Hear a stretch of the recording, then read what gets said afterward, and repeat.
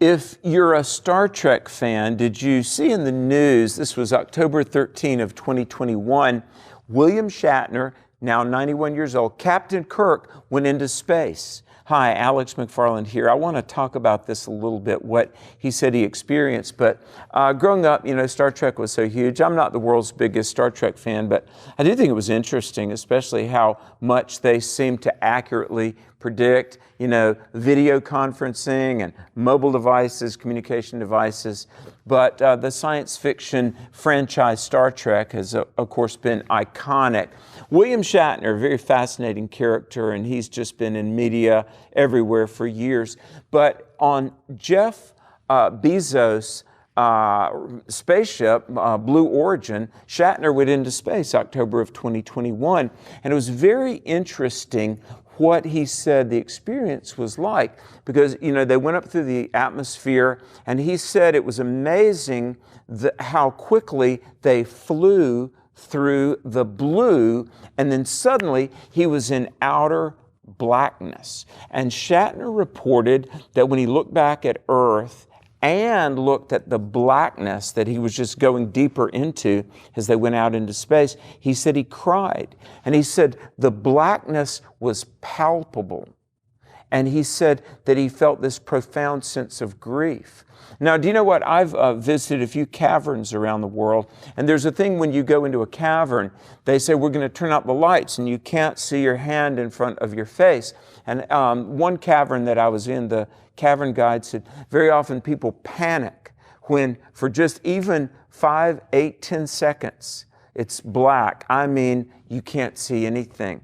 Now, Shatner, when he went into space, he said that he realized once they got away from the light of our atmosphere, it was just black, dark, and darker, a palpable blackness that you could feel. And he said he almost had a panic attack.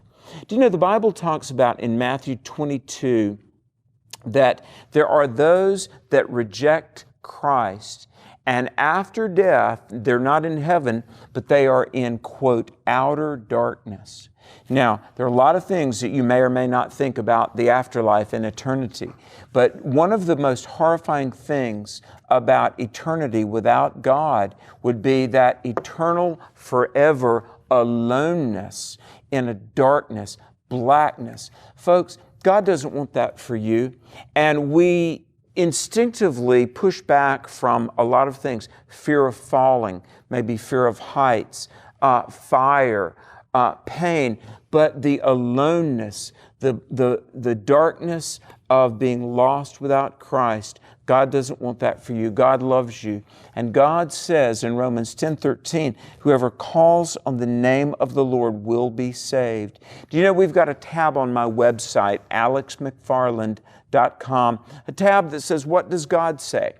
It's part of our little book that several 100,000 people have gotten this. What does God say about my relationship with Him? If you would like a copy of this, you can reach out to us, and it will explain how you can know Christ and how you'll never go to outer darkness. You'll be with the Lord in heaven, and you'll have Christ with you every day down here. Maybe you want to help us tell the message of salvation to a searching world. So go to my website, alexmcfarland.com. You'll find a clear, simple explanation about how you can have a relationship with God, also how you can help us tell the world about Jesus, who is not darkness, but is light.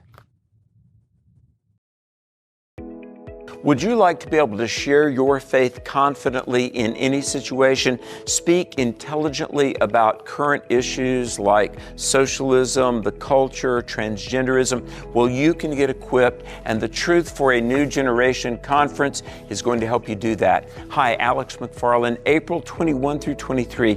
We're going to be in Paris, Tennessee. It's not far from Memphis. It's right outside of Nashville.